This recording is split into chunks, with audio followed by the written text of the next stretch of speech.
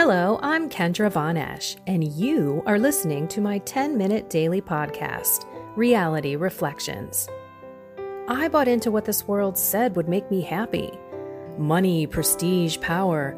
And hey, if it feels good, do it, because life is stressful, so party hard. Do whatever makes you happy. But that didn't quite work out, because I felt even more insecure, full of fear, shame, and anxiety, and never, ever good enough. Then God found me and flipped my reality upside down and transformed my life. And I want this for everyone. So I left my executive career to help others find true acceptance, supernatural peace, joy, and love that only comes from a relationship with God. Here is my reality reflection for today. It's never that bad. Let's think about it. It is never as bad as we think it will be.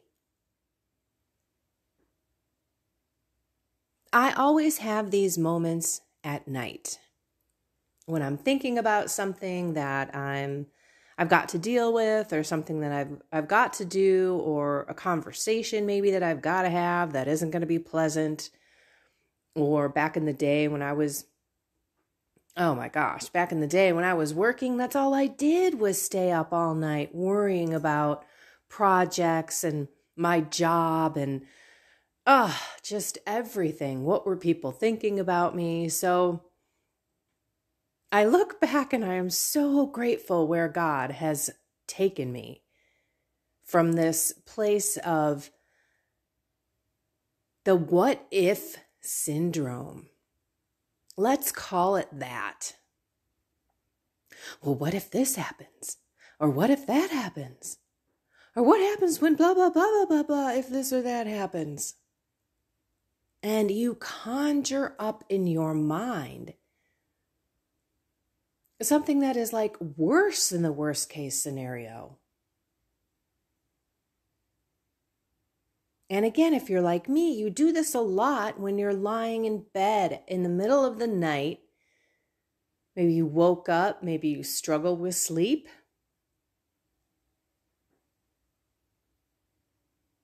And for some reason, and I think it's the dark of the night, and what happens at night. But I don't have a clear kind of view, a good perspective, a God perspective. There are sometimes when I think about things where I just say, Lord, please come into my dreams, come into my thoughts, purify them, cleanse them. Make them more realistic than what I'm thinking. And then when the next day rolls around and I get up and I get out of bed, it is almost as if all of that worry and concern melts away as the light of day is there. I don't know if you guys have these experiences, but they happen like clockwork with me. When or if I'm up at night thinking or worrying about something, by the time the morning comes around, I'm up and that problem or that thing that I was thinking about is so much less of a monster. Maybe it's because I'm up and I'm doing other things and not just lying in bed thinking about this. I don't know. But take the bed and take the night away. And let's really look at how often we blow things out of proportion in our minds.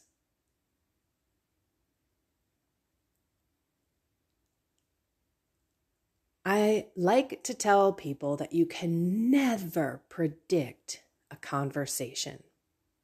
You can pretend and you can practice and you can get all of your points together, but it is never going to go the way that you expect it to go. Why?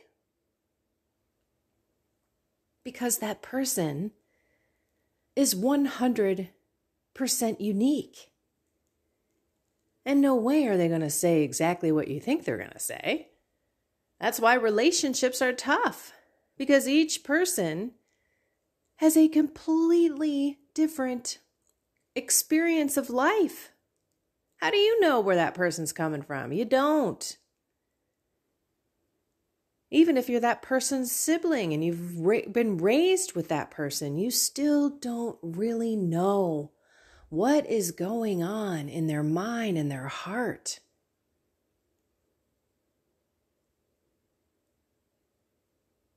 Maybe it's a discussion with people that you work with. Maybe it's a decision that you have to make that's been hovering over you. This is what I say all the time during my coaching practice. With my clients, I tell them, if we're in a situation, I ask them, okay, let's go there. What is the worst thing that can happen?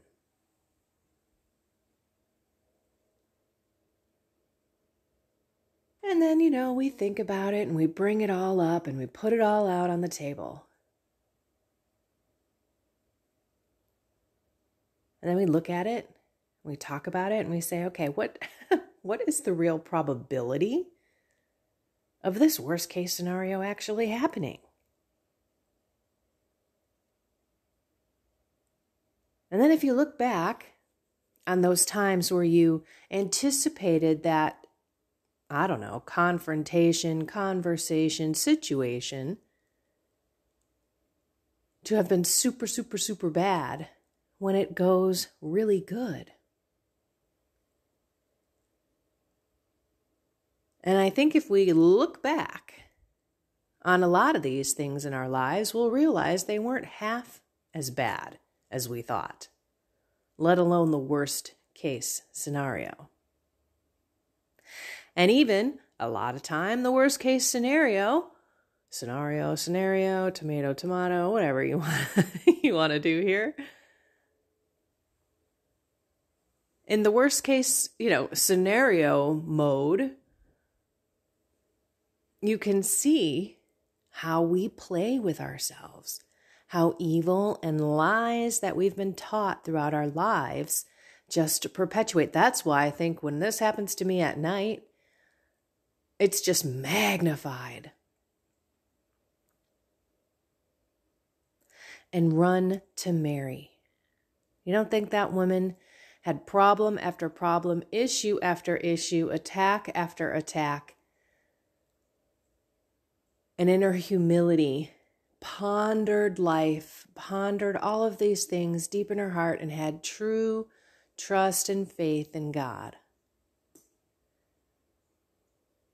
Now, we don't exactly have that like Mary, but that's why we can pray to Mary to help us on this journey.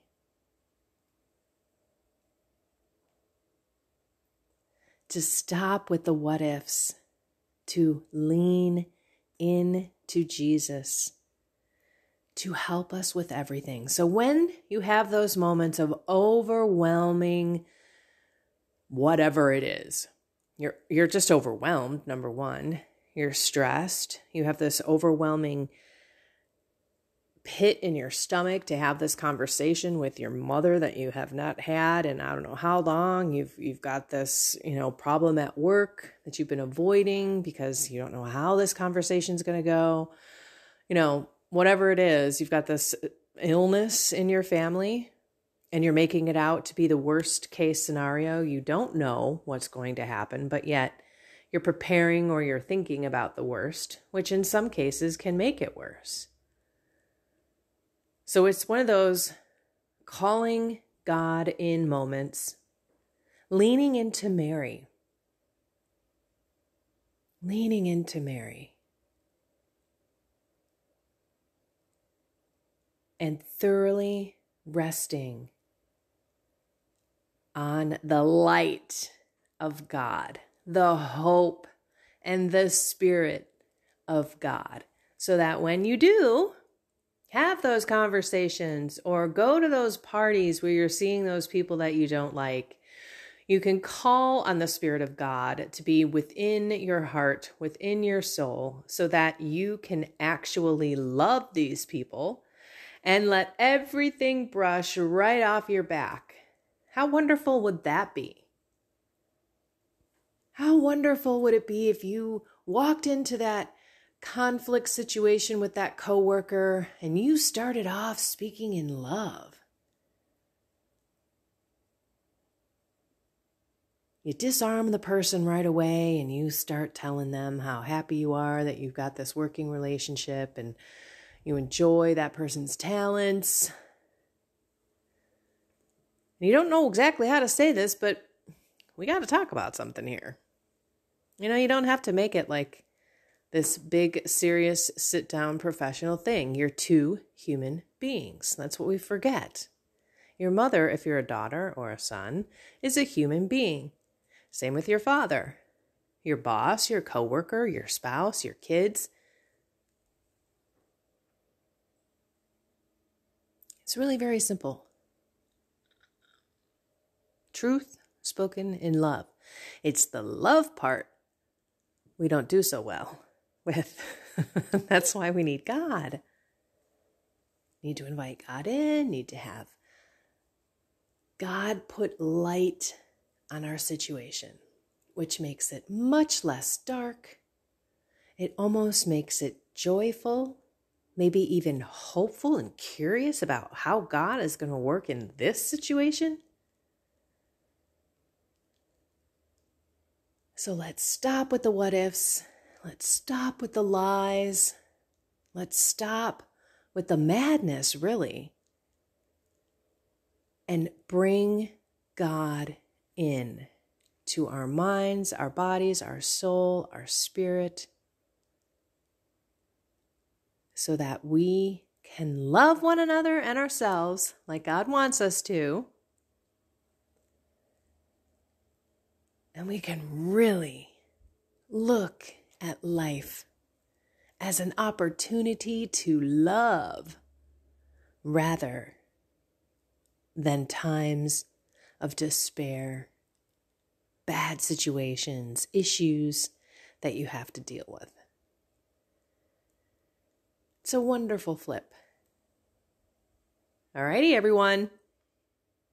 I love you all. Go find something more with God and have a blessed and inspired day.